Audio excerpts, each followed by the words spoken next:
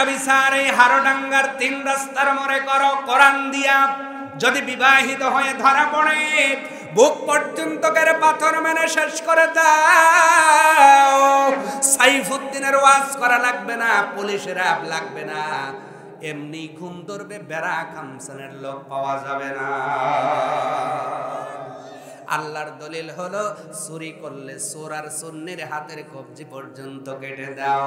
অথচ আমরা চুরি করলে থানায় দেই, থানার ওসি যায় কয় স্যার কয়বার নেবেন, তাই কোন সেরিয়ে দেন তো। ও সেরিয়ে দেয়, চোর চুরি করে ঢোকে, ডাকাই তো আবার হয়। ঠিক কিনা কোন? আল্লাহর সীমানা হলো হাত কেটে দেওয়া। একটা বিচার আপনি এই এলাকায় করেন, আপনার গরু বেঁধে রাখবেন, সোনার ডিব্বা ফেলে দিবেন, চুরি করার লোক পাওয়া যাবে যাবে। আর এখন 10টা ফেলে দেন তো, কথা কানা। তার মানে কোরআনের বিচার, আল্লাহর সীমানায়। আল্লাহ রাব্বুল আলামিন বলেন, ইন্নাহু লা ইউহিব্বুল মুতাদিন।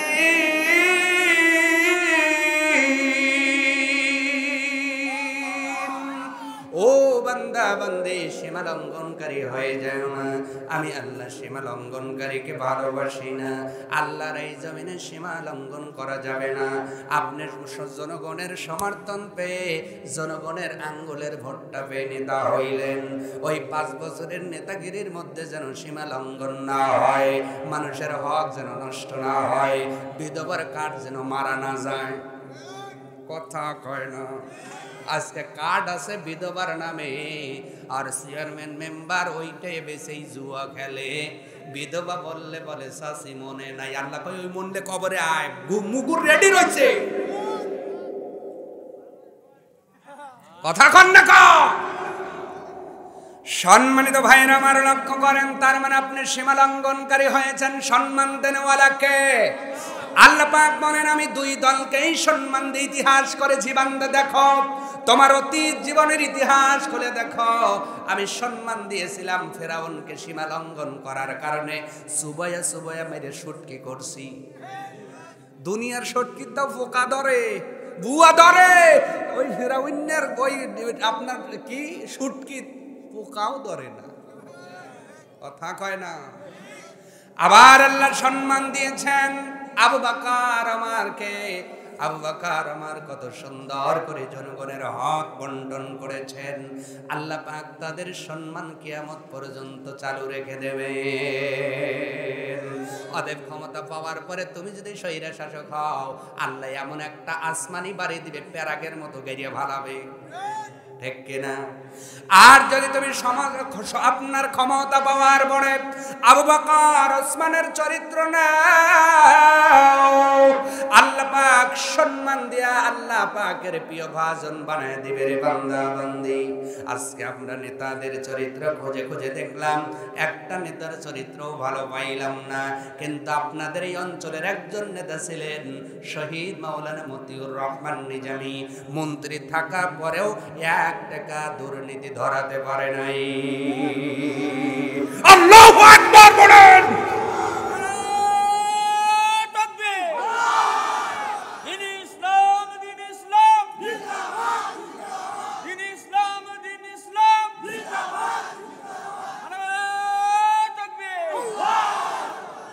মাওলানা মতিউর রহমান নিজামী আমাদের গর্ব ছিল, ঠিক কিনা? যেহেতু আমরা বৃহত্তর পাবনার মধ্যেই ছিলাম, আপনাদের এই রত্ন নিয়ে আমরাও মাঝে মাঝে গর্ব করি। জোরে বলেন সুবহানাল্লাহ। এইরকম চরিত্রের মানুষকে যদি পার্লামেন্টে দিতে পারো, আল্লাহর কসম 1 টাকা দুর্নীতি হবে না, সোনার বাংলা সোনাই হয়ে যাবে। আজকে সোনার বাংলাদেশে যারাই পার্লামেন্টে যায়, ওরা কাঁসার চেয়েও নিম্ন। কোথাও কয় না। এই জন্য নেতা হওয়ার পরে কি কাজ তোমার একটু ভালো করে বোঝেন। আল্লাহর নবীর ক্লাসের 2 রলালা ছাত্র, নাম তার হযরত ওমর। একদিন বাইতুল মাল থেকে এক বয়ক মধু আনা হলো। মধু আনার পরে সাহাবী একজন ডাক দিয়ে বলেন, আমিরুল মুমিনিন, এই মধুগুলো মানুষের মাঝে বন্টন করে দেন। হযরত ওমরের স্ত্রী উনি আবদার করলেন, মধুটা আমি বন্টন করব, কিন্তু হযরত ওমর নিজের স্ত্রীকে দায়িত্ব দিলেন না, আরেকজন মহিলাকে দায়িত্ব দিয়ে বললেন, তুমি এই মধুগুলো মানুষদের মাঝে বন্টন করে দাও। বন্টন হয়ে গেল। বাড়ির মধ্যে যাওয়ার পর স্ত্রী ডাকতে বললেন, স্বামী আমার, আপনি হলেন আমিরুল মুমিনিন, অর্ধ জাহানের খলিফা, আল্লাহ পাক সম্মান দিয়ে বানিয়েছেন। আমার মনের বড় আশা ছিল এই মধুগুলো আমি বন্টন করব, কেন বন্টন করতে দিলেন না?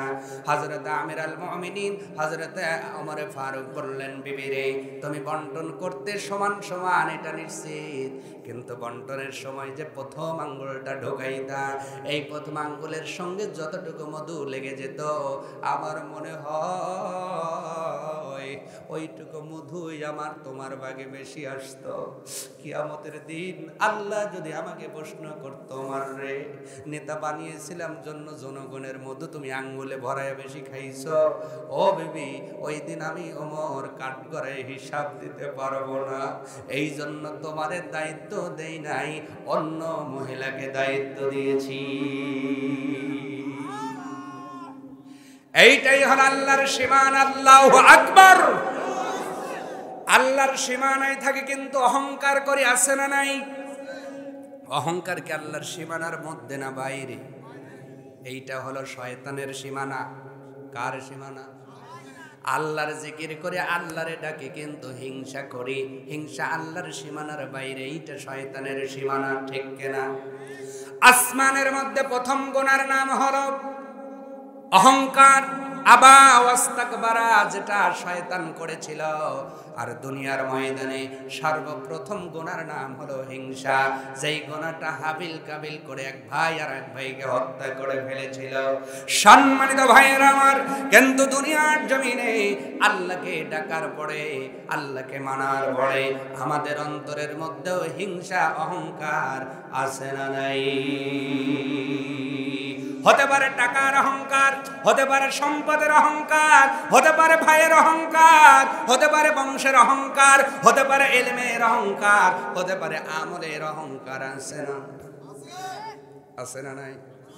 বংশের অহংকার, ফরিদপুর বাজারে যায় যদি কেউ কিছু কয়, তো কি আহম পেরি ভালাবো?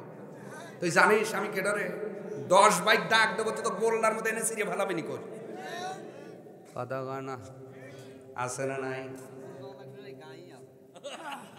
তাই না? ওয়াজ বুঝতেছে আমার ভাই, মারহাবা কর। অত দূর যাওয়া লাগবে না। গাই আছে তার মানে ভাই সাক্ষাৎ হইছে, ঠেকে না এখন। তার মানে আপনি যদি আল্লাহর সীমানায় থাকার পরে গার জোরে ঠেলে যদি আপনি অহংকার করেন, গর্ব করেন, আল্লাহ পাক বলে, বান্দারে, এটা শয়তানের সীমানা, শয়তানের সীমানায় গেলে জান্নাত পাওয়া যাবে না। অতএব বলেন তো, অহংকার ছাড়ার দরকার আছে না নাই? কে কে অহংকার ছাড়বেন আজ থেকে? তারাই শুধু আল্লাহকে হাত দেখাবেন। লিল্লাহি তাকবীর। টান টান। সবাই ছাড়বেন? তাহলে তো মারামারি লাগবে না। মারহাবা কোন? আজকে বেশিরভাগ গুতাগতি মারামারি হলো অহংকার নিয়ে, ঠিক কিনা? এই যে আপনার যেই শাসনের পতন আপনাদের মাধ্যমে, স্লোগানের মাধ্যমে হলো বাংলাদেশে, ইনি যে এত দূর পর্যন্ত ছিলেন, এটাও কিন্তু অহংকার করেই, ঠিক কিনা? তার মানে অহংকার যদি আমরা ছেড়ে দিতে পারি আর হিংসা যদি ছেড়ে দিতে পারি, এই পৃথিবীর জমিনে অর্ধেক রোগ এমনি ভালো হয়ে যাবে। যত গুতাগুতি সমাজে ম্যাক্সিমাম নাই অহংকার, নাই হিংসা। কয় ও পাবি কে? আমি পাবো, ঠিক কিনা? এক ব্যাগ দাওয়াত দিছে, আরেক ব্যাগ দাওয়াত, কয় ও পাইলো কে? তুই যাবি না? যাবি ভাবে কদে? হ্যাঁ, আমি মানুষ না? আমি তোমার ভাই না? আমাকে দাওয়াত দেয়নি, ওই দাওয়াতে যাওয়া লাগবে, ঠিক কিনা?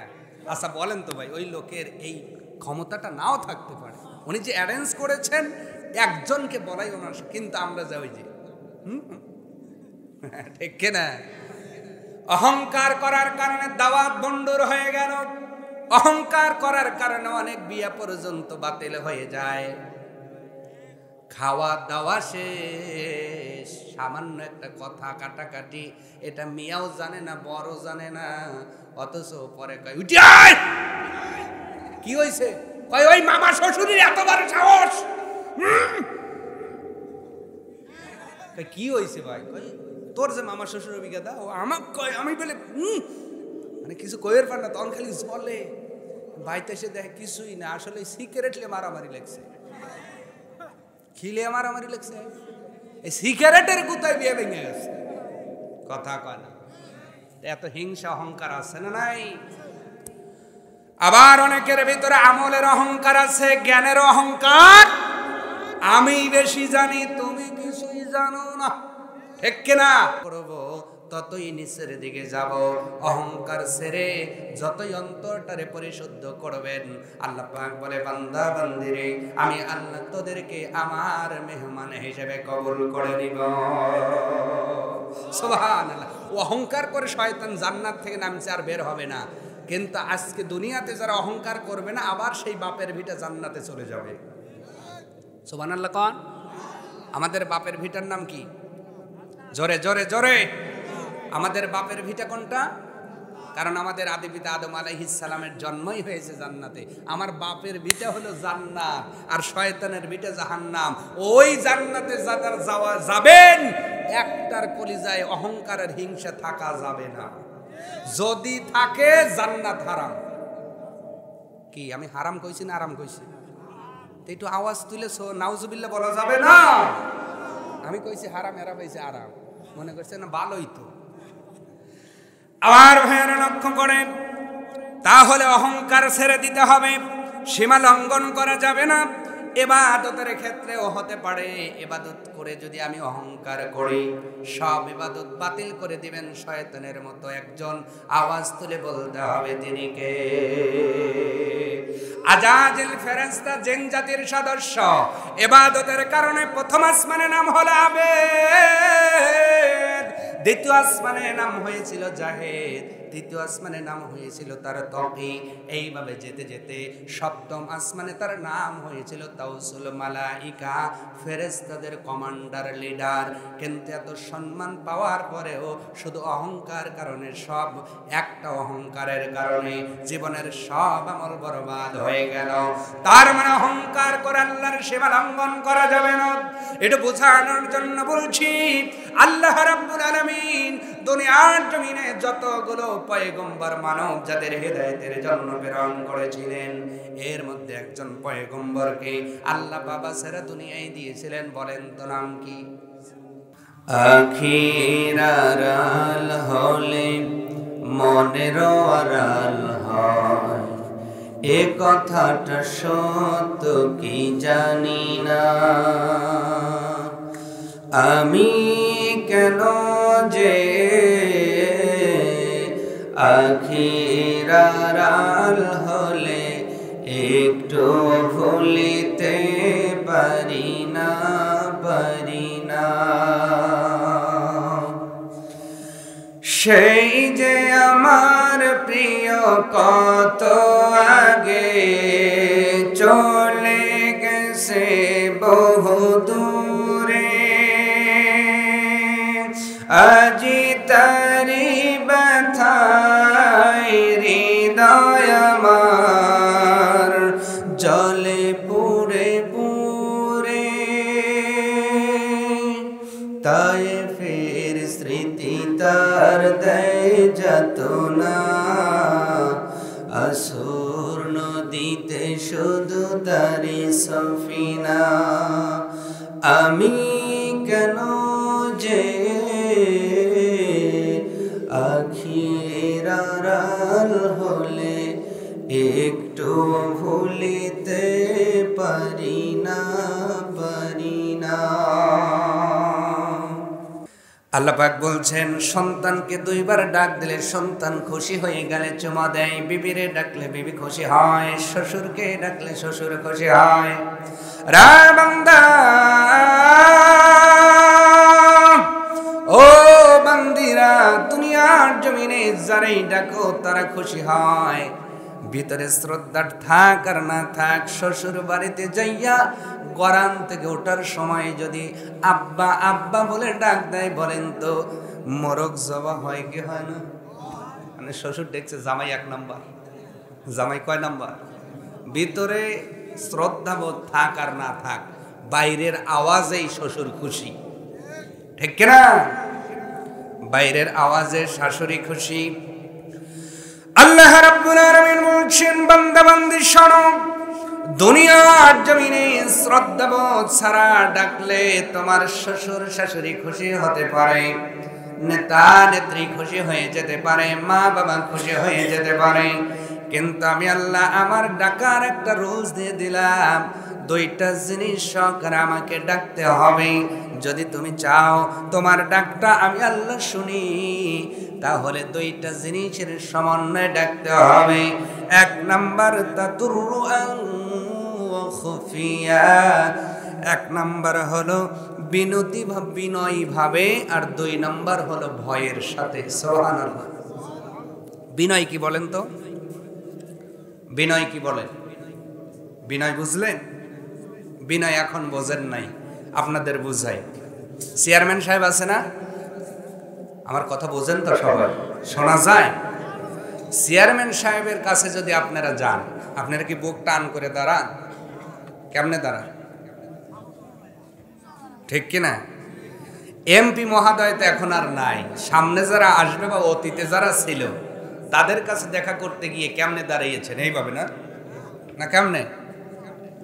এই যে আপনি জড়সড় হলেন, এর নামই বিনয়। সুবহানাল্লাহ। এই বিনয়টা হয়েছেন কেন? এমপি সাহেবের পাওয়ার আছে, ক্ষমতা আছে, ক্ষমতা বলে যদি বেয়াদবি ধরা পড়ে জেলে যাওয়ার সম্ভাবনা আছে, ঠিক কিনা কন? আল্লাহ পাক বলছেন, বান্দারে এমপি সাহেবের চেয়ে আমার ক্ষমতা কম নয়, অতএব আমাকে যখন ডাকবা অহংকার ফকর নিয়ে ডাকা যাবে না, বিনয়ী হয়ে ভয়ের সাথে ডাকো। কার কথা?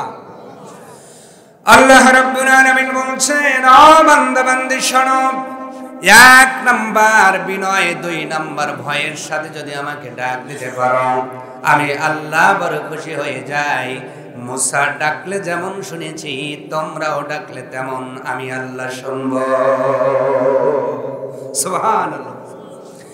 কিন্তু আমরা ডাকি মাঝে মধ্যে মানে মসজিদে যাই, নামাজ শেষে ডাক দেই, কিন্তু আমাদের ডাক কোরআন সুন্নাহর বাইরে চলে গেছে। ওই যে শ্বশুর শাশুড়িকে ডাকার মতো হয়ে গেছে। আমরা জালসায় এসে লা ইলাহা ইল্লাল্লাহর স্লোগান দিয়ে মাতোয়ারা হয়ে যাই, জিকির করলে পাগল পারা হয়ে যাই, কিন্তু অনেকের মনের মধ্যে আল্লাহর ভয় নাই, আল্লাহর জন্য বিনয় নাই। মুখের আওয়াজ, যেই আওয়াজ দিয়া শ্বশুর শাশুড়িকে খুশি করলাম, মা বাবাকে খুশি করলাম, সন্তান সন্ততিদের খুশি করলাম, ওই একই সিস্টেমে আমরা এখন আল্লাহকে খুশি করতে চাই। কিন্তু আল্লাহ পাক ডেকে বলছে, বান্দা বান্দি শোনো, ওই একই সিস্টেমে আল্লাহকে খুশি করা যাবে না। তোমার অন্তর যা বলে মুখ দিয়ে তাই বের হওয়া লাগবে। 2 রকম হলে আল্লাহ তোমার ডাক শুনবে না, ঠিক কিনা বলেন? এই জন্যই তো আমাদের আচরণ মুনাফিকের মতো হয়ে গেছে।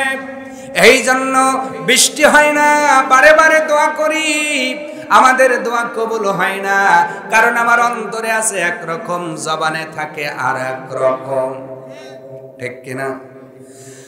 আমার মুখে একরকম, অন্তরে আর একরকম। আল্লাহর ভয় অন্তরের মধ্যে নাই, আল্লাহর জন্য বিনয় নাই, শুধু আওয়াজ দিয়ে আল্লাহরে খুশি করতে চাই। আল্লাহ রাব্বুল আলামিন বলছে, বান্দারে এই আওয়াজ দিয়ে খুশি করা যাবে না। না, দুনিয়ার ময়দানে জিকিরের মধ্যে সবচেয়ে বড় জিকিরের নাম হলো নামাজ। কি বলেন? কি বলেন? এই নামাজের মধ্যে যে আমরা শুধু কেরায়েত বলি আর শুনি, কিন্তু ভিতরে খেয়াল থাকে না, ঠিক কিনা? তার মানে বোঝা গেল নামাজের মধ্যে আমার চরিত্র এক থাকে না। কেরায়েত হচ্ছে ইমাম সাহেব কেরায়েত করতেছে, আমি ফ্যানের পাখা গুনতেছি, কথা বলতে হবে। তার মানে ওই জায়গায় কেরায়েতের আওয়াজ চলে আর আমার নজর ফ্যানের দিকে যায়, আমার নজর ঠাকুরের দিকে যায়। আমার ভাইয়েরা, নামাজের মধ্যে ওই জিকিরের মধ্যে আমাদের বিনয় থাকে না, ভয় থাকে না। আর একটা পৃথিবীর জমিনে সবচেয়ে বড় জিকিরের নাম হলো কি বলেন? আর একটা জিকিরের নাম কি? এটা কি আমি বলছি? কে বলছে? যিকরুল লিল আলামিন।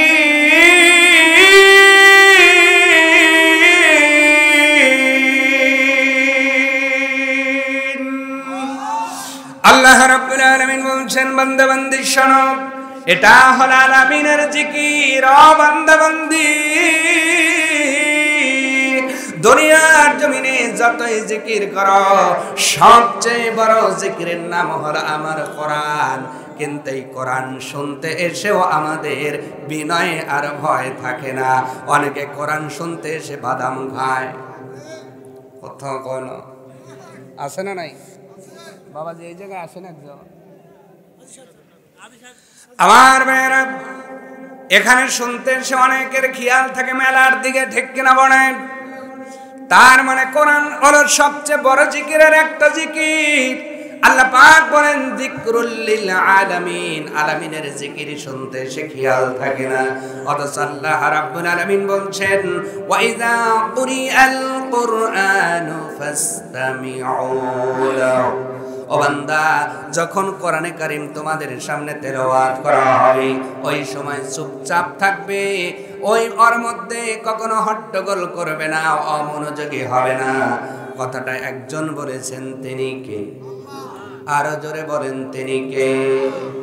আমার ভাইয়েরা, তার মানে আজকে আমরা শ্বশুর শাশুড়িকে, আমার দুনিয়ার জমিনের মানুষদেরকে যে পন্থায় খুশি করতে চাই, আল্লাহকেও সে একই কায়দায় খুশি করতে চাই। আল্লাহ পাক ডেকে বলছে, বান্দারে, তুমি দুনিয়ার মানুষকে মুখের আওয়াজ দিয়ে খুশি করতে পারবা, তার কারণ হলো ওই মানুষগুলো তোমার অন্তরের খবর জানে। জোরে বলতে হবে। যে স্ত্রীর কাছে ঘুমিয়ে আছেন, ওই স্ত্রীও আপনার মনের খবর জানে না, আপনার সন্তানও জানে না, মেয়েও জানে না, মা বাবা কেউ আপনার মনের খবর জানে না। কিন্তু যেই আল্লাহকে শুধু আওয়াজ দিয়ে খুশি করতে চাই, বলেন তো ওই আল্লাহ আমাদের অন্তরের খবর জানে কি জানে না? জানে কি জানে না? আমরা নিয়ত করেছি জালসা শুনবো ভালোই, কিন্তু বাড়িতে যাওয়ার আগে ফেসবুকে নক দেব, এই খবর আল্লাহর কাছে আছে না নাই? আজকে জালসা শুনবো ভালো, আগামীকাল একজনের নামে মামলা করে ভাসায়া দেব। কথা কয় না? এই খবর আপনার কাছের মানুষ না জানলেও জানে কে? আরো জানে। ইন্নাল্লাহ আলিমুম বিযাতিস সুদূর। আল্লাহ পাক বলছেন, আমি তোমার অন্তরের খবর জানি, এই জন্য মনটাকে বিনয়ী করো। আর আল্লাহর ভয় দ্বারা মনটারে পরিপূর্ণ করে যদি আল্লাহরে ডাকতে পারো, আল্লাহ পাক বলেন, আমাকে যদি ডাকো, আমি আল্লাহ ওই ডাকে সাড়া দিয়ে দে। সুবহানাল্লাহ। আমার ভাইয়ের, এই জন্য আওয়াজের সে মহাব্বত বেশি হওয়া লাগবে, ঠিক কিনা? আল্লাহকে যখন আপনি স্মরণ করবেন, আওয়াজের চাইতে মহাব্বত আর ভয় বেশি থাকা লাগবে। কারণ দুনিয়ার সব মানুষের চেয়ে ক্ষমতা কার বেশি? আরো জোরে বলেন। আপনি যেই দুনিয়ায় বেঁচে আছেন, কার ক্ষমতা বলে? আপনাকে এখান থেকে নিয়ে যাবেন কবরে, কার ক্ষমতা বলে? কবরের মধ্যে প্রশ্ন করা হবে, কার ক্ষমতা বলে? কবর থেকে ওয়াইদাল কুবুরু বুসিরাত, কবর যেই দিন ফেটে যাবে, ওই কিয়ামতের দিন আদম সফিউল্লাহ থেকে শুরু করে ঈসা রুহুল্লাহ পর্যন্ত সব কবরবাসী যেই দিন উঠে পড়বে, বলেন তো ওই দিন কার ক্ষমতা বলে? কিয়ামতের দিন মানুষগুলো হাজার হাজার বছর হিসাবের জন্য দাঁড়িয়ে থাকবে, কার ক্ষমতা বলে? জান্নাতের অর্ডারে মানুষগুলো জান্নাতে যাবে, কার ক্ষমতা বলে? জাহান্নামে যাবে, কার ক্ষমতা বলে? অতএব যেই মাবুদের, যেই আল্লাহর, যেই মালিকের, যেই খালিকের, যেই রবের ক্ষমতার শুরু হয়েছে, শেষ হবে না। ওনার হাতে সব ক্ষমতার মালিক। ও এলাকার মুসলমান, ওই আল্লাহকে শুধু আওয়াজ দিয়ে খুশি করা যাবে না, তোমার জবান যেমনে বলবে অন্তরের মধ্যে তেমনি কাজ করা লাগবে। ঠিক কিনা বলে? ইতিপূর্বে মনে হয়তো এই যে আমাদের ছাত্রলীগের বাইরে কাজ করতো না, তো এর আগে মনে হয়তো দুনিয়ার সব ছাত্রলীগ, ঠিক কিনা? আচ্ছা বলেন তো, এখন কি ছাত্রলীগ আছে? কোনে গেছে? সব কি আসমানে উঠে গেছে? কথা কয় না? সব কি ঈসানবীর মতো আকাশে উঠে গেছে নাকি? না দেশেই আছে? দেশেই আছে। এখন একটু গ্যাসা দিতে চাচ্ছে। কি গ্যাসা? কইলে আমি তোমাদের দল। তার মানে ওনার মুখে বলে এক, অন্তরে হয় আর এক, ঠিক কিনা? এই যে তোমার মুখের ভিতরে এক, অন্তরে আর এক, সুযোগ পাইলে আবার রূপপথ বদলাবে, ঠিক কিনা বলেন? যদি তুমি এটা করো, তোমার ওই ভাই খবর রাখে না, রাখলো কে? আর একটু জোরে বলেন, রাখলো কে?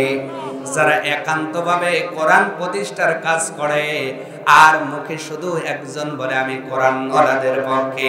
তুমি মানুষ এদের পার্থক্য করতে না পারলেও আমার আল্লাহ তাদের পার্থক্য করতে পারে কি পারে না? অতএব সময় পরিবর্তন হয়ে গেছে। আমি আপনাদের বলবো, যারা দিন কায়েমের পথে আছে তাদের সাথে যোগ দিতে হলেই অন্তর থেকেই দেওয়া লাগবে, ঠিক কিনা বলেন? জবান দিয়ে দিলেন আর অন্তরে আর এক রাখলেন। আল্লাহ পাক বলে, বান্দারে তোমার অন্তরের খবর কেউ না জানলে আমি আল্লাহ ঠিকই জানি। অতএব আমাদের আওয়াজের চেয়ে আল্লাহর ভয় এবং বিনয় অন্তরে বেশি অর্জন করা লাগবে। তাহলেই দুনিয়াতে ইসলাম কায়েম হবে, তাহলেই কোরআনের শাসন কায়েম হবে, তাহলেই কোরআনের রাজ কায়েম হবে, তাহলেই আমাদের এই পার্লামেন্টে কোরআন ওয়ালারা যাবে, নামাজ ওয়ালারা যাবে। ও হারোডাঙ্গাবাসী, আর একবার যদি কোরআন ওয়ালারা পার্লামেন্টে চলে যায়, এই মেলার মধ্যে জুয়া খেলার প্লেয়ার আপনি হারিকেন ধরেও খুঁজে পাবেন না, ঠিক করে বলেন? আজকে মাহফিল হয়, মসজিদের মেলা হয়, সেখানে আবার জুয়া হয়, কথা কয় না? হ্যাঁ নাকি আমি ভুল বললাম?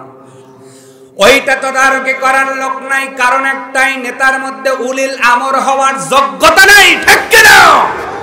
উলিল আমর হওয়ার যোগ্যতা যদি থাকতো, জুয়া বন্ধ হয়ে যেত, আপনার সুদ ঘুষ বন্ধ হয়ে যেত, আজকে রাষ্ট্রের মধ্যে সুদ ভিত্তিক অর্থনীতি কায়েম থাকতো না।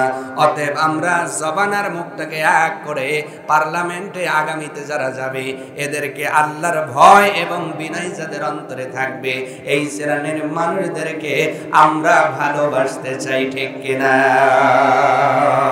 আমার মেয়েরা, আল্লাহর নবী আখিরি জামানার পয়গম্বর রাসূল আরবী সাল্লাল্লাহু আলাইহি ওয়াসাল্লাম এ সম্পর্কে হাদিস বর্ণনা করেছেন। কারণ আওয়াজের চেয়ে মহব্বত বেশি হওয়া লাগবে, এটা আমি বলি নাই, মুহাম্মাদুর রাসূলুল্লাহ সাল্লাল্লাহু আলাইহি ওয়াসাল্লাম বলেন।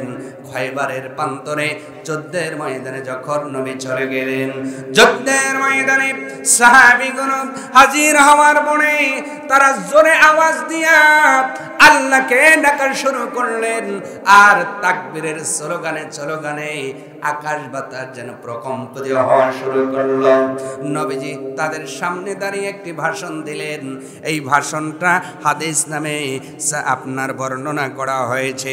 আমার ভাইয়েরা, আল্লাহর নবী তাদের সামনে বললেন, ইরবাউ আলা আনফুসিকুম, তোমরা তোমাদের নিজেদের উপরে ইনসাফ করো, দয়া করো। ইন্নাকুম লা তাদউনা, তোমরা নিশ্চয় এমন একটা রবকে ডাকো না যিনি আসাম্মা ওয়ালা গায়বা, তোমরা এমন একটা রবকে ডাকো না যিনি অদৃশ্য এবং বধির। তোমাদের রব বধির নয়, অদৃশ্য নয়। তার মানে এই উচ্চ আওয়াজ ছেড়ে আওয়াজটা যদি কম হয়, অন্তরে যদি খুশু থাকে, তোমার মুখের আওয়াজ অল্প হলেও শুনবেন কে? আল্লাহর নবী বলছেন, ইন্নাকুম তাদউনা সামিআন করিবা। ও সাহাবীরা, এমন একটা রবকে তোমরা ডাকতেছ যে রব হলো সামিআন করিবা, তোমাদের নিকটেই থাকে আর তোমাদের কথা শুনতে পায়। সুবহানাল্লাহ। এই হাদিসের ব্যাখ্যার ভিতরে লেখা হলো, আমরা যখন রিপ রিপ করে আল্লাহকে ডাকি অথবা অন্যকে গালি দেই, অন্যর সম্মানকে গীবত করি, মনে মনে গালি দেই, মুহাদ্দিস ইকরামগণ বলেন এই আওয়াজটা কেরামান কাতিবিন পর্যন্ত না পৌঁছাইলেও আমার আল্লাহর কানে পৌঁছে যায়। সুবহানাল্লাহ বললেন না? তার মানে আল্লাহকে ফাঁকি দেওয়ার কোনো কায়দা নাই, ঠিক কিনা? তাহলে আল্লাহকে স্মরণ করব কেমন করে? আওয়াজ যাই হোক, মোহাব্বত থাকা লাগবে আর আল্লাহর ভয় থাকা লাগবে, ঠিক আছে? তো একটু জিকির করেন, লা ইলাহা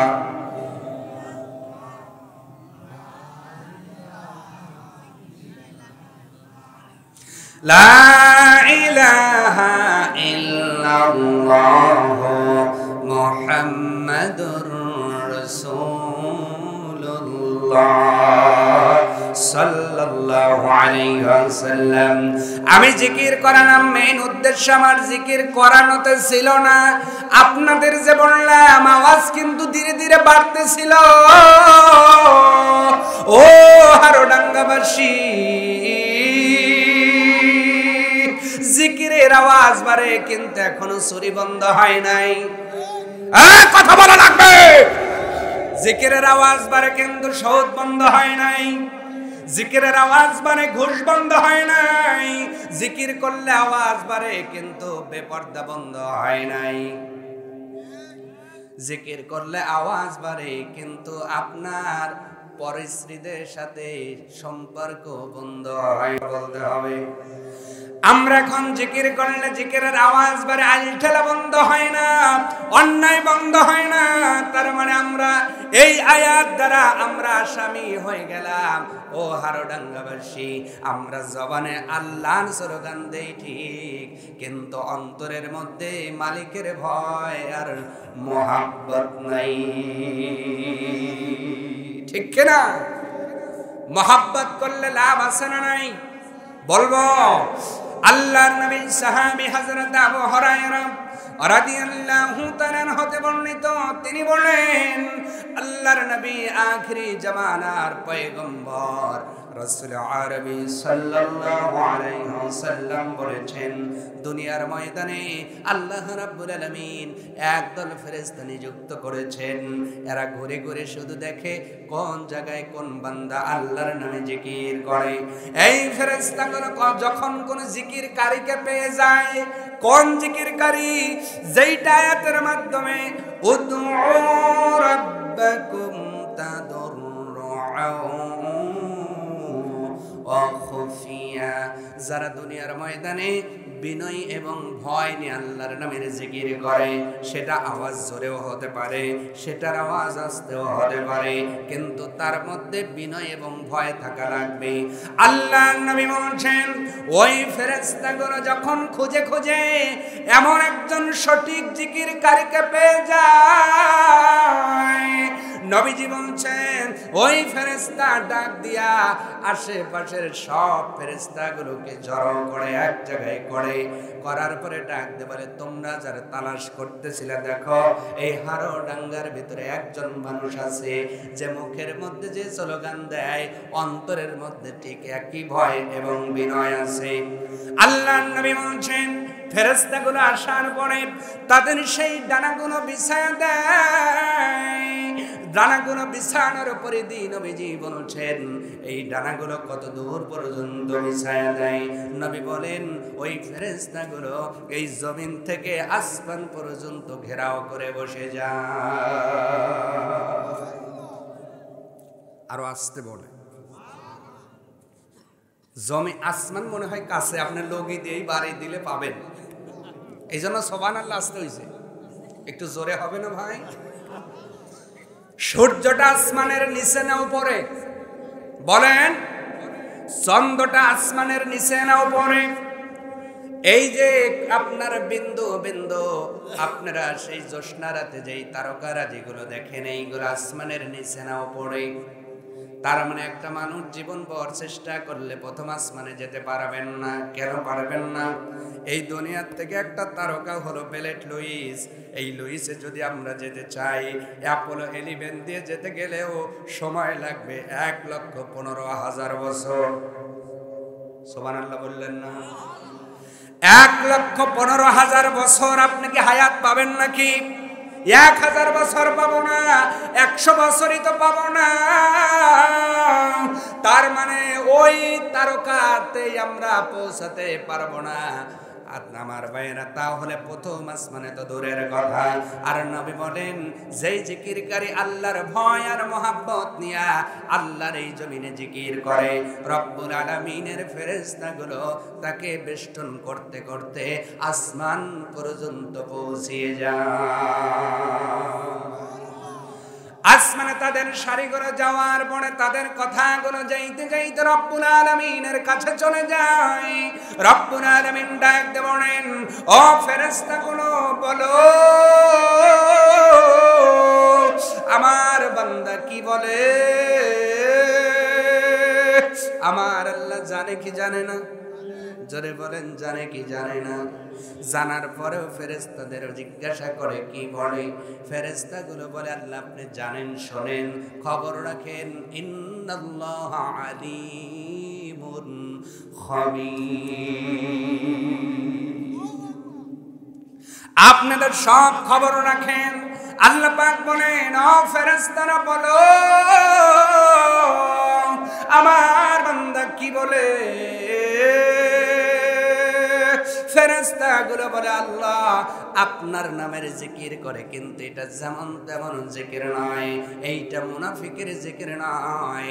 ওই বান্দা মুখে যা বলে অন্তরে তাই বিশ্বাস করে। বলেন সুবহানাল্লাহ। আল্লাহ রাব্বুল আলামিন আপনার বান্দা আপনার ভয় আর বিনয় নিয়া আপনার নামে চলমান দেয়। আল্লাহর নবী ডাক দিয়ে বলছেন, ও আমার উম্মত বেটা বেটি শোনো। ওই মুহূর্তে আমার আল্লাহ ডাক দিয়ে বলেন, আমার ফেরেশতারা শোনো, আমার বান্দা বান্দি যে এমন মুহাব্বত আর ভয় নিয়ে আমারে ডাকতেছে, আমার বান্দা বান্দিকে আমারে দেখছে নাকি? বলে না না, রব্বুল আলামিন আপনাকে তারা দেখে নাই। আমার আল্লাহ ডেকে বলেন, ও ফেরেশতারা আমার এই বান্দা বান্দিগুলো আমারে দেখলো না, আমারে কোনোদিন চর্ম চোখে দেখলো না, আমি কেমন দেখতে তাও তারা জানলো না। এরপরে এত মোহাব্বত নিয়ে ভয় নিয়ে আমারে ডাকতেছে। ও ফেরেশতারা বলো, যদি আমার বান্দা বান্দি আমারে দেখতো তাহলে কি করত? ফেরেশতারা ডাক দিয়ে বলে, ইয়া আল্লাহ যদি এই বান্দা বান্দিগুলো আপনারে দেখতো তাদের প্রশংসা আর জিকিরের মাত্রা আরো বেড়ে যেত। সুবহানাল্লাহ। আল্লাহ রাব্বুল আলামিন এবার ফেরেশতাদের জিজ্ঞাসা করেন, ফেরেশতারা আমার বান্দা কি চায়? রফিক এখানেই আছে, আপনি ভিতরে আসেন।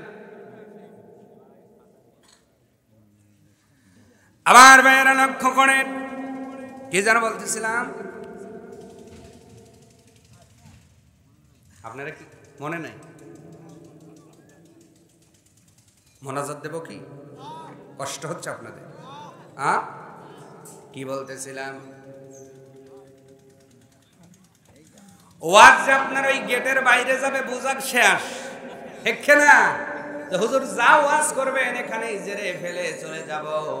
জীবন ভর ওয়াজ শুনলাম, কোনোদিন গেট পার করলাম না। আর আপনার মতো ছোট হুজুরের ওয়াজ জীবনেও বাড়িতে যাবে? একটু খেয়াল করেন, আল্লাহ পাক ডাক দিয়ে বলছেন ফেরেশতারা জিকির যে আমার আর বান্দা বান্দি করে আসলে মূল উদ্দেশ্য চায় কি? ফেরেশতাগুলো ডাক দিয়ে বলে ও মালিক, তোমার এই বান্দা বান্দি জিকিরের পিছনে দুইটা জিনিস চাওয়ার আছে। কয়টা? আরো জোরে বলেন কয়টা?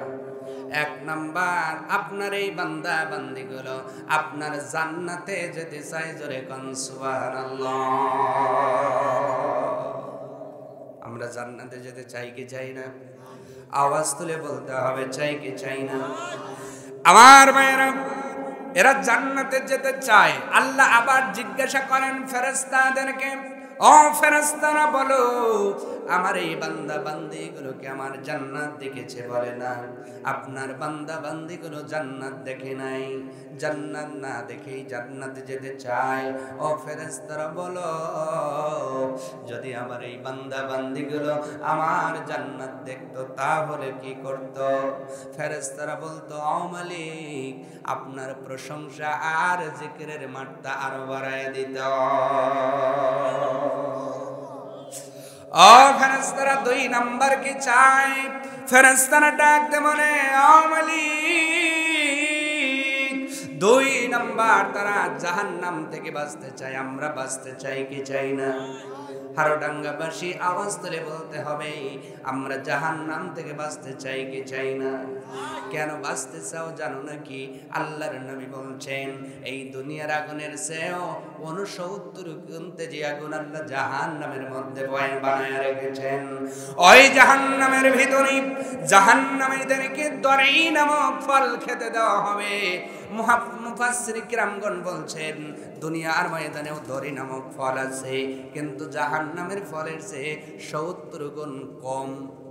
মানে এর গন্ধ আর এর তিক্ততা। অথচ এই দুনিয়ার ময়দানে ওই দরি নামক ফলের কাছে কোনো পশু পাখিও যায় না। কোনো পশু পাখি যদি ভুল ক্রমে ওই দড়ির মধ্যে একটা ঠোকর লাগায়, মুহূর্তের মধ্যে মারা যায়। ওই দড়ি নামক এতই বিষাক্ত, এতই তিতার মশা, মরা লাশের চেয়েও দুর্গন্ধ। আল্লাহর নবী বলেন, এবং কোরআনে সূরা গাশিয়ার ভিতরে আল্লাহ রাব্বুল আলামিন বলেছেন, ওই জাহান্নামের ভিতরে এই দুনিয়ার এই দড়ি নামক ফলকে 70 গুণ তিক্ত আর মরা লাশের চেয়েও দুর্গন্ধ করে জাহান্নামীদেরকে খেতে দেওয়া হবে। আর যখন তারা পানের জন্য, পান করার জন্য পানি চাইবে, ও হারোডাঙ্গাবাসী, দুনিয়ার ময়দানে এখন এই যে চৈত্র মাসের সময়, যদি ধান নিতে নিতে আপনাদের শরীর ক্লান্ত হয়ে যায়, ফ্রিজ থেকে পানি বের করে পান করেন, কথা বলে না? কিন্তু আল্লাহ পাকের কোরআন জানাচ্ছে, জাহান্নামের ভিতরে যখন মানুষগুলো পিপাসার্ত হয়ে যাবে, ওই জাহান্নামীদেরকে গিসলিন নামক শরাব দেওয়া হবে। গিসলিনটা কি? আপনার কিতাবের কোরআনের আয়াতের ব্যাখ্যার মধ্যে লেখা হলো, গিসলিন হলো জাহান্নামীদের ক্ষত থেকে যেই পুজ বের হবে, ওই পুজগুলো জাহান্নামীদের খেতে দেওয়া হবে। আওয়াজ তুলে বলা যায় না নাউজুবিল্লাহ? এইবার বলেন তো, সেই জাহান্নামের ভিতরে আমরা কি যেতে চাই নাকি? আসতে বলেন কেন?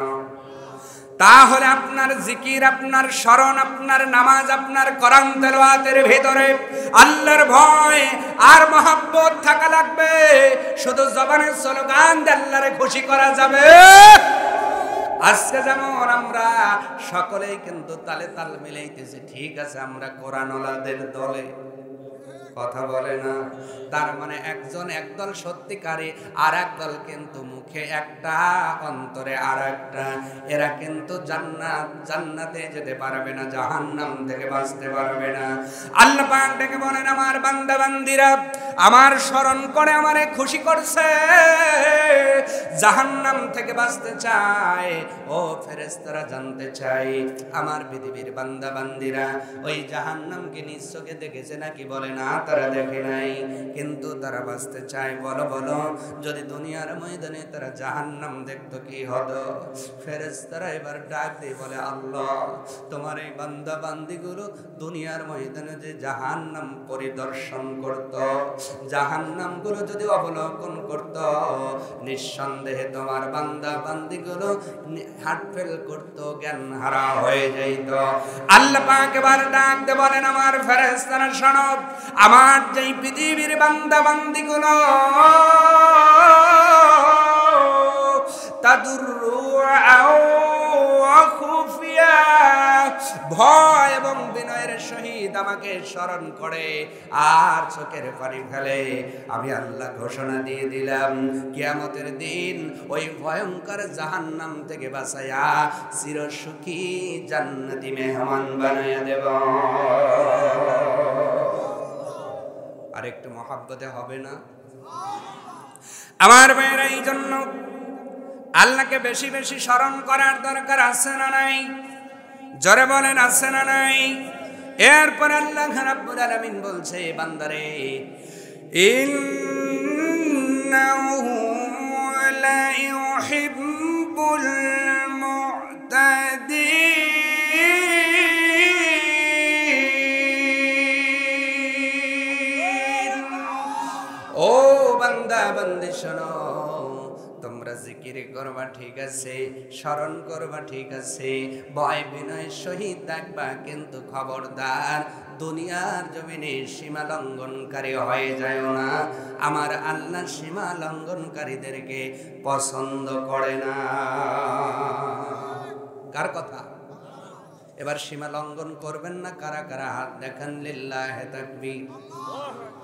টান টান সুটান সবাই হাত নামায় কোন আমি।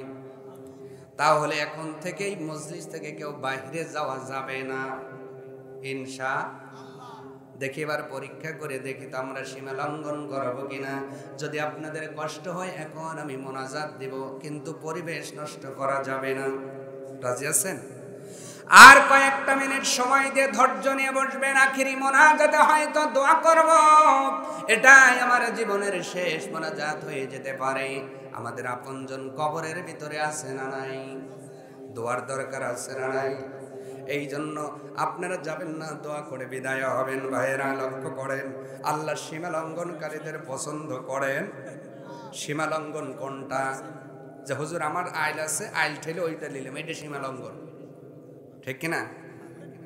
হ্যাঁ, সম্মানিত ভাইয়েরা আমার, আপনার বাড়ির সীমানা আছে, বিল্ডিং করবেন, কিন্তু মাপজকের দরকার নাই। অন্যের বাড়ির 4-5 লিং পেছায় বিল্ডিং করেছি, আছে না নাই?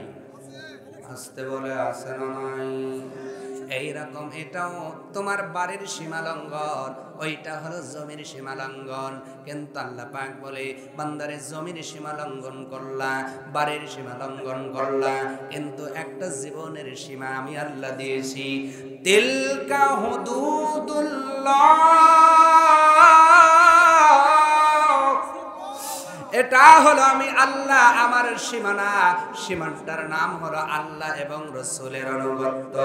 এইটা হলো আল্লাহর সীমানা। খবরদার খবরদার, জীবন পরিচালনা করতে যাইয়া আল্লাহ এবং রসুলের দেওয়া সীমানা যেন অতিক্রম না হয়, ঠিক কিনা? আজকে অতিক্রম করার লোক আছে না নাই?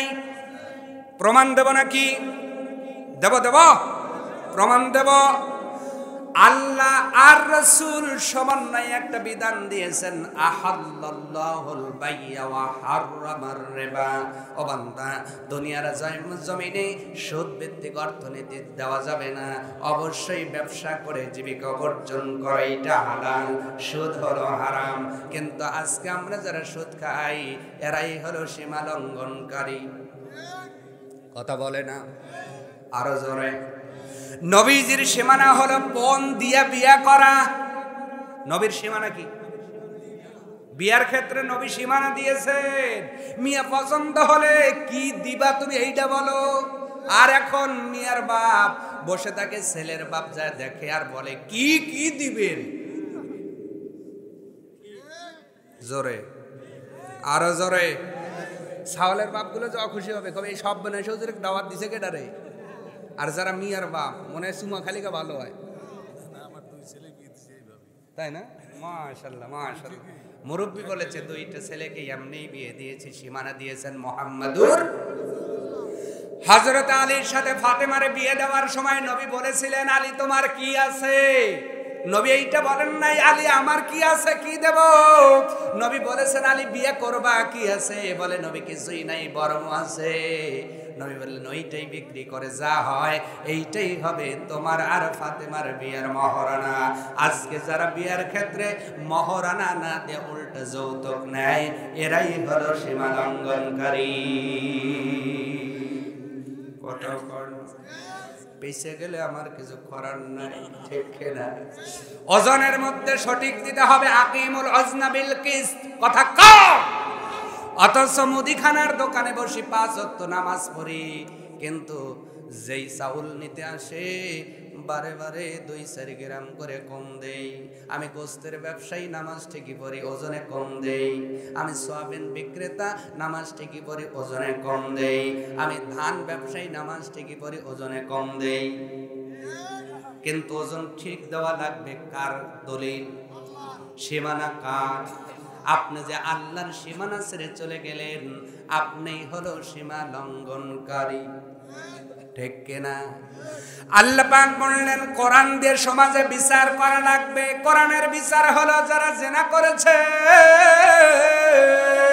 যদিও অবিবাহিত হয় 100টা বেত্রাঘাত করো, আর বিবাহিত হলে বুক পর্যন্ত গেড়ে শেষ করে দাও।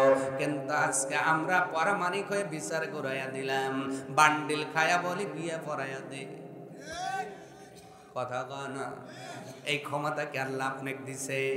যদি বিচার কোরআন দ্বারা না হয়, আপনি আল্লাহর সীমানা অতিক্রম করে ফেলেছেন, ঠিক না? এই জন্য জেনা বাড়তেছে না কমতেছে? যেই বিয়া পড়া দেয় আর আগে দেখো আমি দাঁড়া রয়েছি, ওই কামেই তো ঢুকি, কথা কয় না? পরামানিক জন বিচার করো, মনে মনে আসে, কয় যে বিচার করছে না, পরে দেখা হলে কয় চাচা মিষ্টি খাবেন নাকি? কেরে গেদা তুই মিষ্টি খাওয়াস কে? কয় ওই কামেই তো ঢুকছিলাম, আপনার বিচারে একেবারে কথা কয় না। একটা বিচার এই হারোডাঙ্গার 3 রাস্তার মোড়ে করো কোরআন দিয়া। যদি বিবাহিত হয়ে ধরা পড়ে, বুক পর্যন্ত করে পাথর মেনে শেষ করে দাও। সাইফুদ্দিনের ওয়াজ করা লাগবে না, পুলিশের আপ লাগবে না, এমনি ঘুম ধরবে, বেড়া খামসানের লোক পাওয়া যাবে না। আল্লাহর দলিল হলো, চুরি করলে চোর আর চুন্নির হাতের কবজি পর্যন্ত কেটে দাও। অথচ আমরা চুরি করলে থানায় দেই, থানার ওসির যায় কয় স্যার কয়বার নেবেন, তাই কোন সেরিয়ে দেন তো। ও সেরিয়ে দেয়, চোর চুরি করে ঢোকে, ডাকাই তো এবার হয়, ঠিক কিনা কোন? আল্লাহর সীমানা হলো হাত কেটে দেওয়া। একটা বিচার আপনি এই এলাকায় করেন, আপনার গরু বেঁধে রাখবেন, সোনার ডিব্বা ফেলে দিবেন, চুরি করার লোক পাওয়া যাবে যাবে। আর এখন 10টা ফেলে দেন তো, কথা কানা? তার মানে কোরআনের বিচার, আল্লাহর সীমানাই। আল্লাহ রাব্বুল আলামিন বলেন, ইন্নাহু লা ইউহিব্বুল মুতাদিন।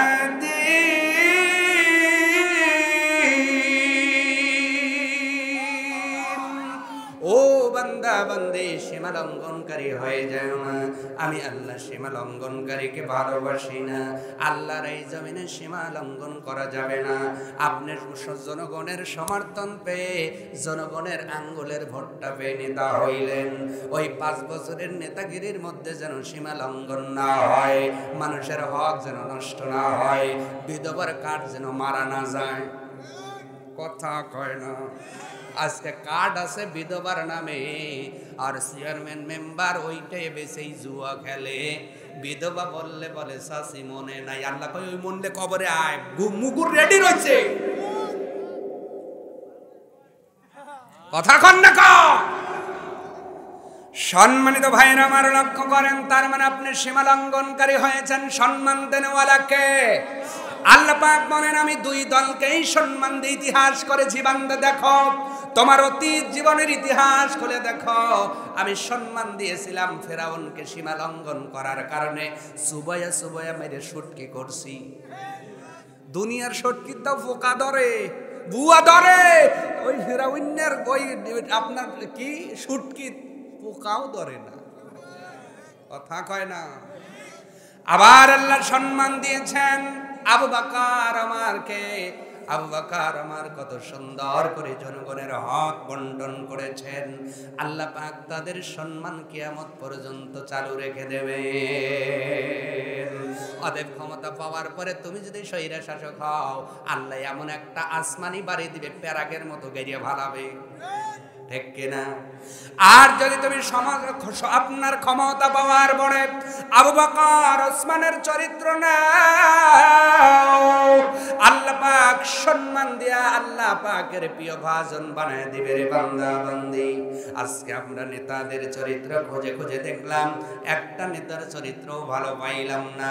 কিন্তু আপনাদের এই অঞ্চলের একজন নেতা ছিলেন শহীদ মাওলানা মতিউর রহমান নিজামী। মন্ত্রী থাকার পরেও 1 টাকা দুর্নীতি ধরাতে পারে নাই। আল্লাহু আকবার বলেন।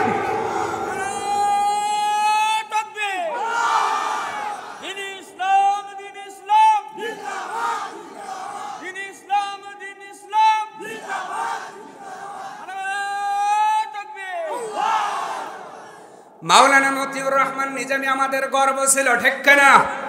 যেহেতু আমরা বৃহত্তর পাবনার মধ্যেই ছিলাম, আপনাদের এই রত্ন নিয়ে আমরাও মাঝে মাঝে গর্ব করি। জোরে বলেন সুবহানাল্লাহ। এইরকম চরিত্রের মানুষকে যদি পার্লামেন্টে দিতে পারো, আল্লাহর কসম 1 টাকা দুর্নীতি হবে না, সোনার বাংলা সোনাই হয়ে যাবে।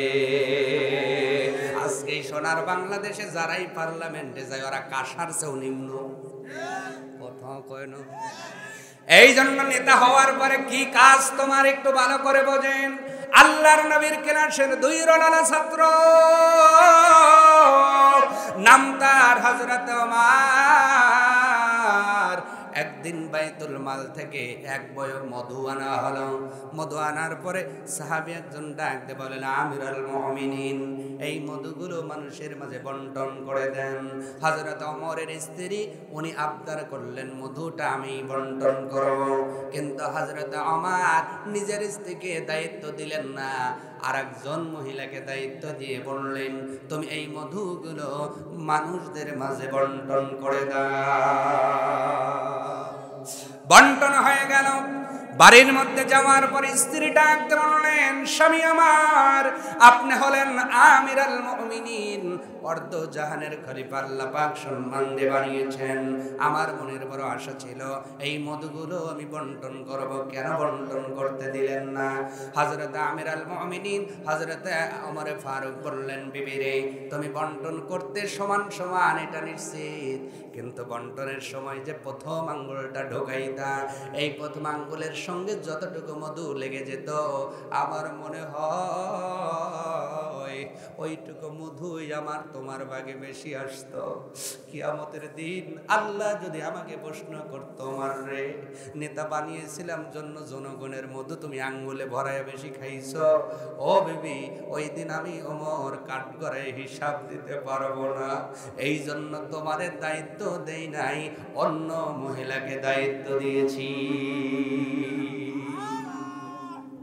এইটাই হল আল্লাহর সীমানা। আল্লাহু আকবার।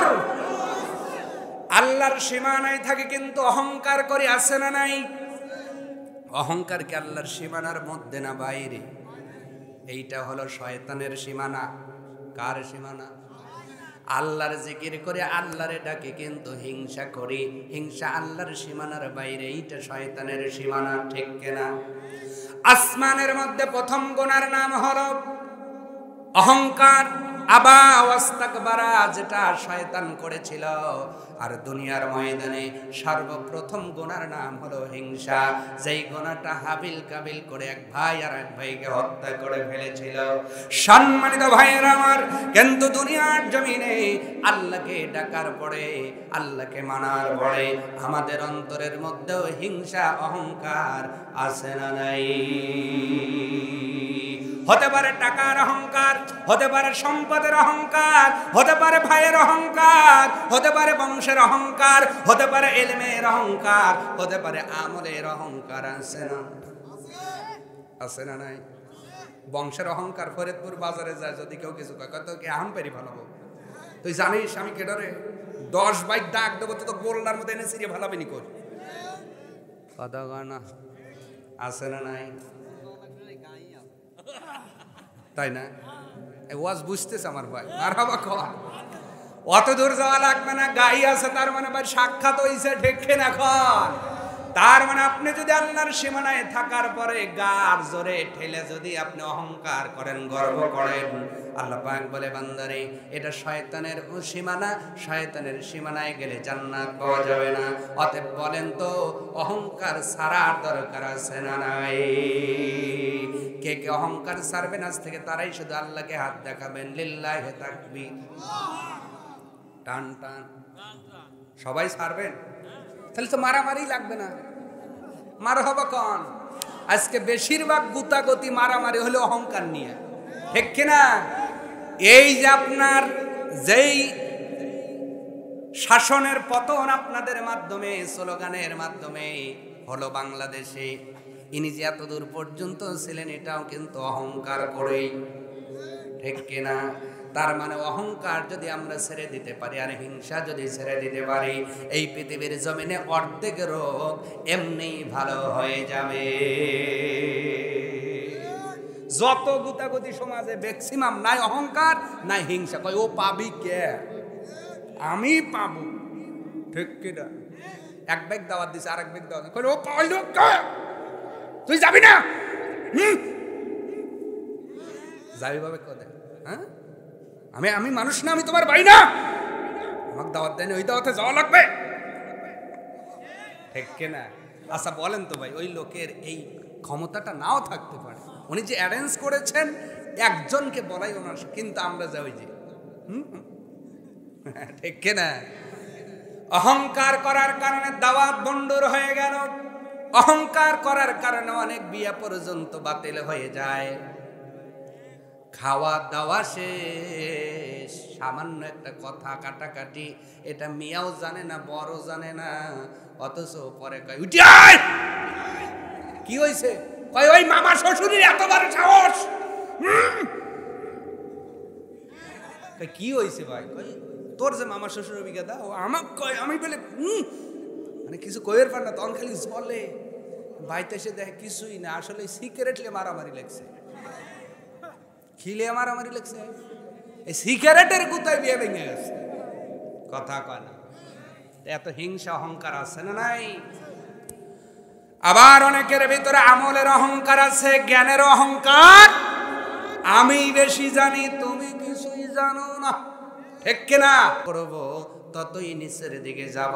অহংকার ছেড়ে যতই অন্তরটারে পরিশুদ্ধ করবেন, আল্লাহ পাক বলে বান্দা বান্দিরে আমি আল্লাহ তোদেরকে আমার মেহমান হিসেবে কবুল করে নিব।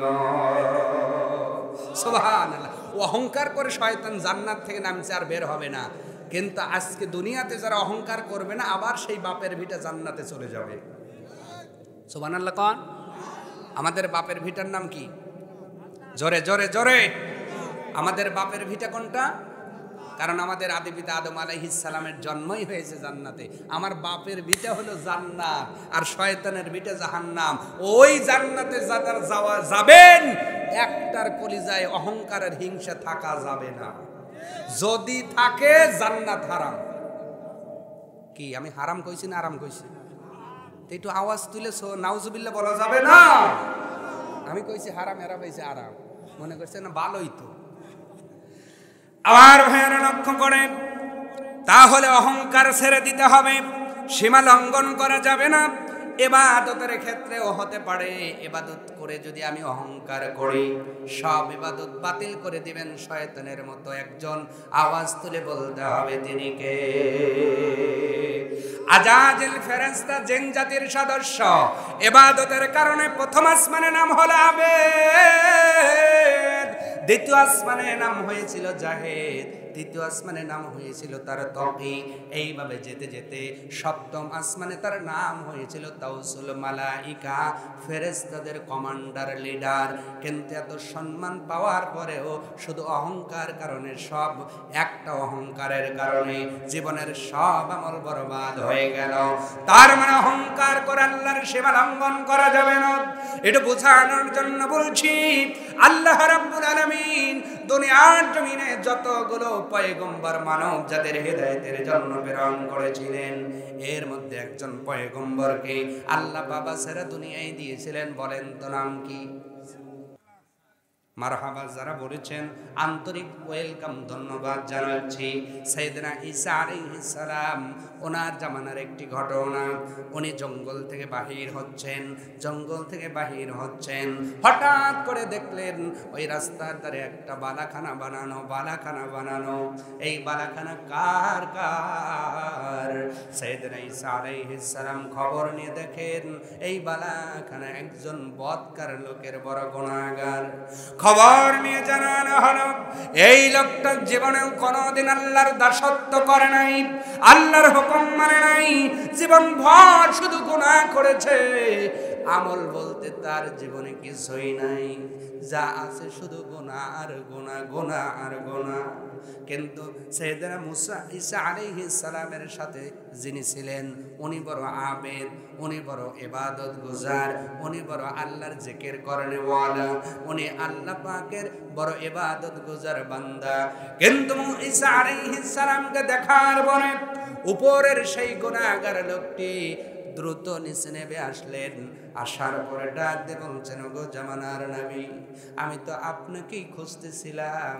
কেন খুঁজতেছিলাম?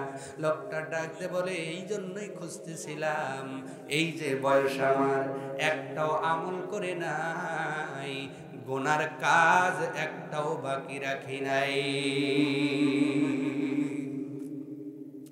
কিন্তু কলিজার মধ্যে আল্লাহর ভয় সৃষ্টি হয়ে গেছে। আল্লাহু আকবার। এই জন্যই তো আল্লাহ কোরআনে বলেছেন, ওয়ালা তাকুনাতু মির রাহমাতিল্লাহ, ও বান্দা যতই গুনাহ করো না কেন আমার রহমতের দরিয়া হইতে নিরাশ হয়ে যায় না রে বান্দা।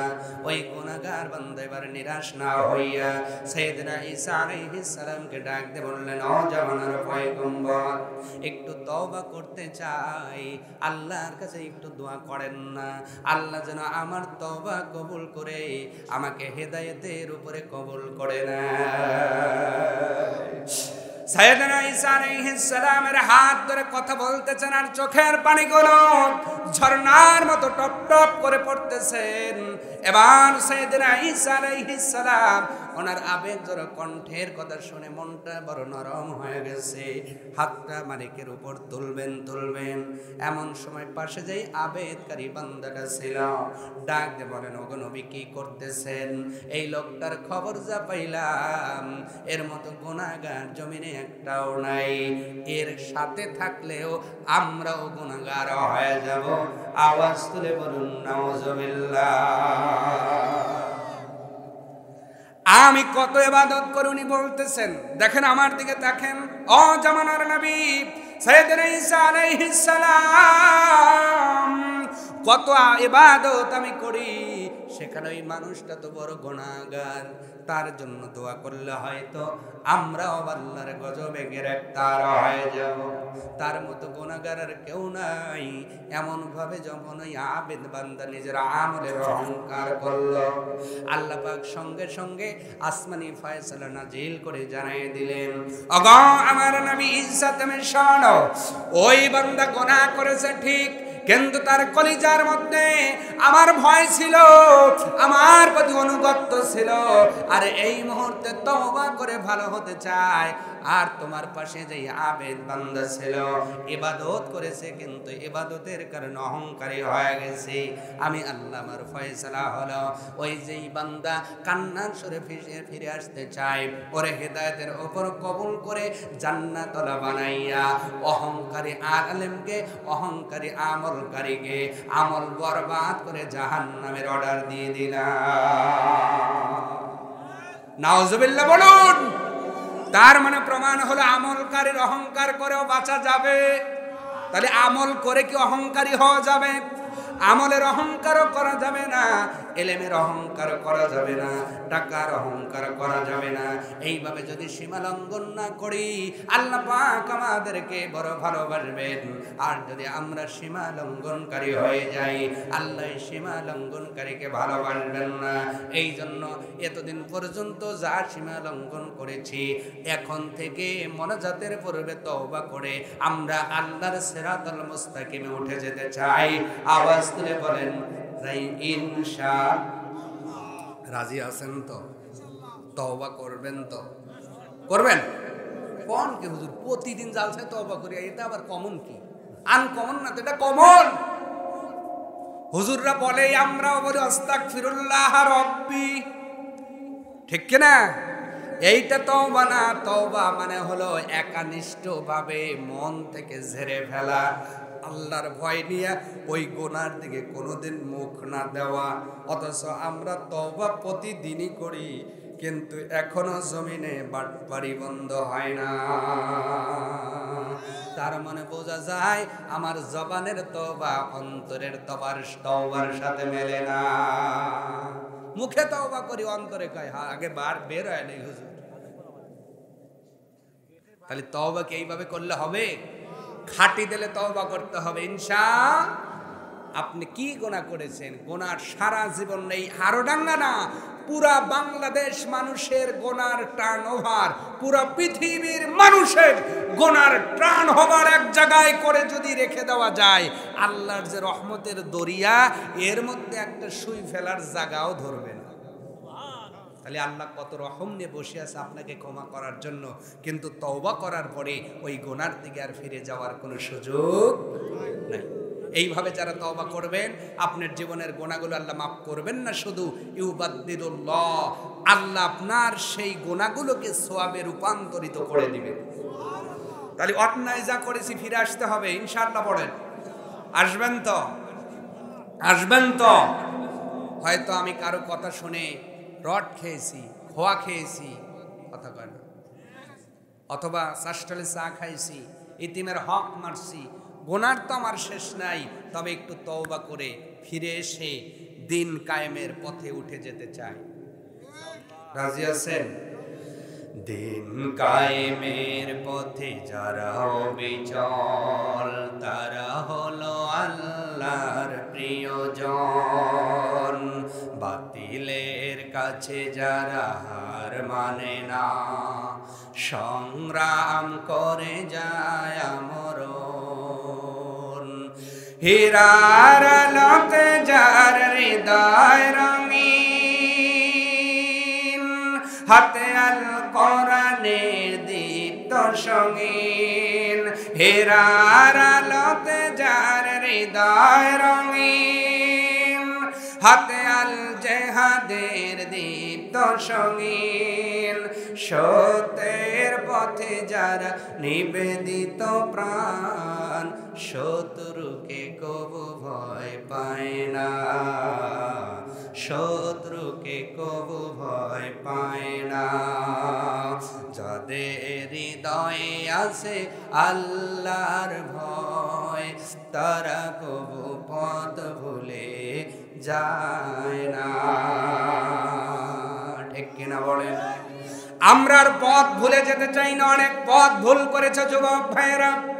ও যুবক ভাইয়েরা, পায়ে যদি হাত দিতে বলো তাও দিলাম, ভাই মনে করে কথাগুলো শুনে যাও। অনেক পথ ভুল করেছ রে ভাই। এই যে হায়াত নিয়ে আজকে বিপথে চলতেছো, এই হায়াতটা পৃথিবীর কেউ দেয় নাই, দিয়েছেন কে? আরো জোরে বলেন। যেই হাতটা দিয়ে তুমি সীমা লঙ্ঘন করতেছ, এই হাতটাও কেউ দেয় নাই, দিয়েছেন কে? যেই পা দিয়ে তুমি অন্যায় পথে হাঁটতেছ, এই পাটাও কেউ দেয় নাই, দিয়েছেন কে? যেই চক্ষু দিয়ে অশ্লীল জিনিসগুলো দেখতেছ, আল্লাহর নাফরমানি করে, এই চক্ষুটাও কেউ দেয় নাই, দিয়েছেন কে? জবান দিয়ে বকাবাজি অশ্লীল কথাগুলো বলতেছ, মানুষকে কষ্টদায়ক কথা ছড়তেছ, এই কণ্ঠটাও কেউ দেয় নাই, দিয়েছেন কে? ও যুবক ভাই, এই আল্লাহ দেওয়ার সম্পদগুলো অনেক মানুষের জন্য ব্যয় করলা, অনেক নেতার জন্য ব্যয় করলা, অনেক মানুষের কাজেই লাগাইলা। বলো তো দেখি, আল্লাহ দেওয়া এই সম্পদগুলো আল্লাহর জমিনে আল্লাহর কোরআন প্রতিষ্ঠার কাজে একটা বার ব্যয় করার দরকার আছে না নাই? জোরে বলুন, আছে না নাই? আল্লাহ যেন আমাদের কবুল করেন, সকলে বলেন আমিন। আর একটু জোরে বলুন আমিন। আল্লাহ পাক আমাদের কবুল করুন। 2টা আয়াতের একটা আয়াত শেষ হলো, কিন্তু ঘড়ির কাঁটার 6 মিনিট। কয় মিনিট? এই 6 মিনিট